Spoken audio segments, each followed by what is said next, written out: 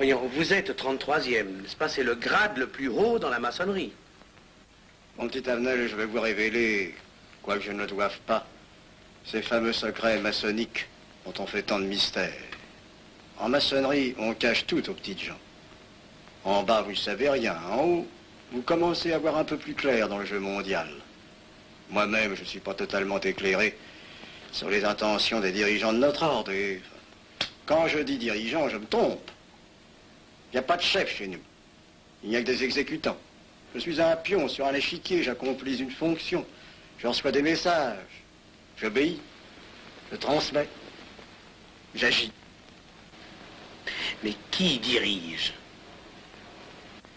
Personne. C'est beaucoup plus compliqué et simple en même temps qu'on ne pense. Qu'est-ce que la maçonnerie? Des groupes d'hommes qui se sont réunis aux quatre coins de l'univers pour enserrer le monde dans un réseau aux mailles infranchissables. Nous sommes 50 000 en France, 500 000 en Angleterre, 3 millions en Amérique, c'est peu. Mais c'est énorme, parce que nous formons un bloc uni d'une seule volonté. Nous rayonnons partout, nous commandons partout. Ici, 300 parlementaires sont francs-maçons. En Angleterre, le roi fait partie de notre ordre. Aux États-Unis, le président est 32e. Il n'y a pas un pays où nous n'ayons nos appuis secrets, nos hommes, nos banques, nos groupes dévoués. Et ceci n'est rien. Je ne vous montre là de la maçonnerie que la puissance physique. Il y a peut-être autre chose. Mais quoi? Une doctrine supérieure. Une antique expérience des forces du monde qui nous permet de pousser les peuples tantôt vers la vie, tantôt vers la mort, quand il le faut. La mort? Je croyais la maçonnerie attachée à la paix. À une certaine paix.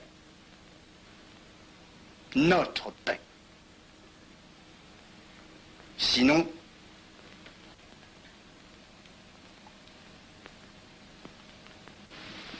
alors,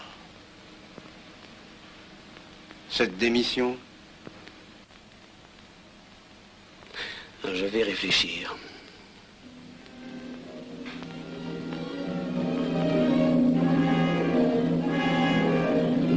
Alors, il n'y a qu'une solution, la guerre. Pour réussir à déclencher la guerre, la maçonnerie a besoin de tous ces hommes. Sur combien de voix pouvons-nous compter à la Chambre? Nos frères parlementaires sont à peu près tous sûrs. Sauf un que j'oserais nommer, car il fait partie de notre loge. Dis donc, Avenel. Il tient des propos contre le Grand Orient qu'il accuse de vouloir déclarer la guerre à l'Europe. je n'ai jamais eu confiance en ce type-là. C'est une faute de l'avoir laissé entrer ici. Nous pouvons encore leur amener de meilleurs sentiments. De que vous réussissiez. Qui sait? Nous avons peut-être les moyens pour ça.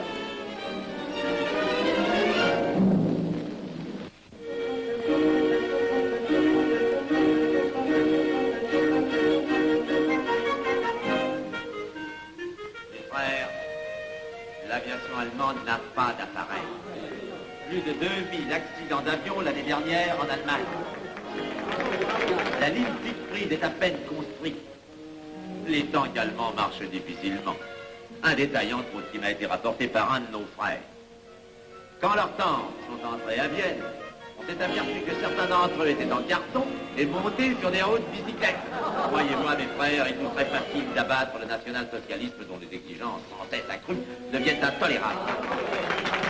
Et libérer ainsi nos frères réduisent à l'esclavage. Jamais nous n'avons été plus près. En 15 jours, nous réglerions le sort de l'Allemagne. Notre loi régirait l'Europe définitivement. Notre victoire est sûre.